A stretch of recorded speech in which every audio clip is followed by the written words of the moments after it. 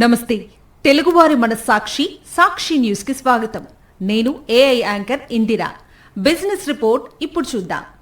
దేశీయ స్టాక్ మార్కెట్లు భారీ నష్టాల్లో ముగిశాయి. శాంతి ఒప్పందానికి ఇరాన్ ప్రతిపాదనలను ట్రంప్ తిరస్కరించటం, చమురు ధరలు మళ్లీ పెరగటం వంటి పరిణామాలు ప్రపంచ మార్కెట్లపై ప్రతికూల ప్రభావం చూపాయి. ప్రధాని మోదీ సూచించిన పొదుపు చర్యల ఎఫెక్ట్ కూడా మన మార్కెట్స్ పై పడింది. దీంతో సెన్సెక్స్ 1313 పాయింట్లు నష్టపోగా నిఫ్టీ 23,850 దిగువన ముగిసింది. ఒక్కరోజే 6 లక్షల కోట్ల మదుపర్ల సంపద ఆవిరైంది. ఉదయం నష్టాల్లో ప్రారంభమైన సెన్సెక్స్ చివరి వరకు నష్టాల్లోనే కొట్టుమిట్టాడింది. ఇంట్రాడేలో 75,957.40 పాయింట్ల వద్ద కనిష్టాన్ని టచ్ చేసింది. చివరికి 1313 పాయింట్ల నష్టంతో 76,015 వద్ద ముగిసింది. నిఫ్టీ 360 పాయింట్ల నష్టంతో 23,815 వద్ద నిలిచింది.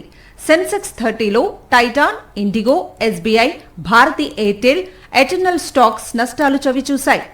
ఏడాది పాటు బంగారం కొనుగోళ్లను నిలిపేద్దామనుకున్న ప్రధాని మోదీ పిలుపు నేపథ్యంలో సోమవారం ట్రేడింగ్లో గోల్డ్ స్టాక్స్ భారీగా పతనమయ్యాయి. టైటాన్ షేర్ ఒక దశలో 6% పైగా పడిపోయింది. డాలర్తో రూపాయి మారకం విలువ 95.34గా ఉంది. అంతర్జాతీయ మార్కెట్లో బ్రెంట్ క్రూడ్ బ్యారెల్ ధర $103 వద్ద కొనసాగుతుండగా బంగారం ఔన్స్ $4,666 వద్ద ట్రేడ్ అవుతోంది.